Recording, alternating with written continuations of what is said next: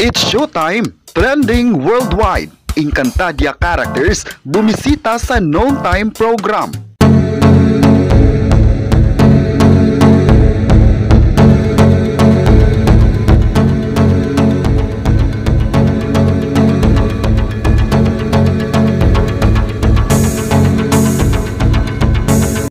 Pina-trending ng It's Showtime ang mundo ng Twitter at ilang streaming platform. Nangyari ito matapos bumisita ang 4 na sangres ng Encantadia, ang fantasy serye ng GMA Network na bida sina Diana Zubiri, Karil, Sunshine Dizon at Iza Calzado.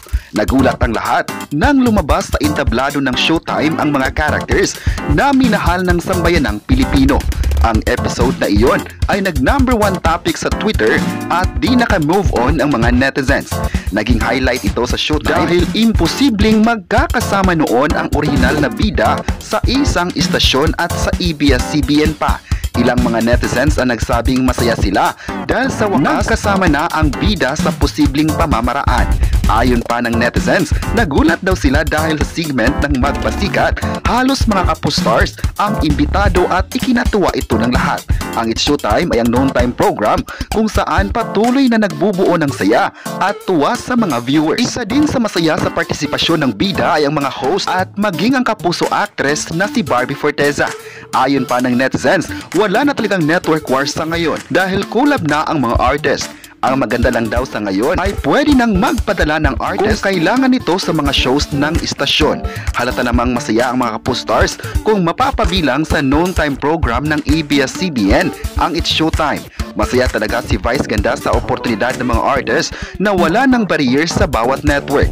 Maalalang isa din si Vice Ganda sa mga kapamilya ang masaya sa collab ng ABS-CBN at Jimmy Savile. Dahil sa kolaborasyon, nagbukas ito ng proyekto sa mga artistang matagal ng tanong kung pwede ba silang makapagtrabaho sa ibang artist sa labas ng network. Ayon pa ng netizens, dapat ay suportahan na lang ang It's Showtime at bigyan sila ng time na magpasaya ng mga kapamilya at kapuso viewers.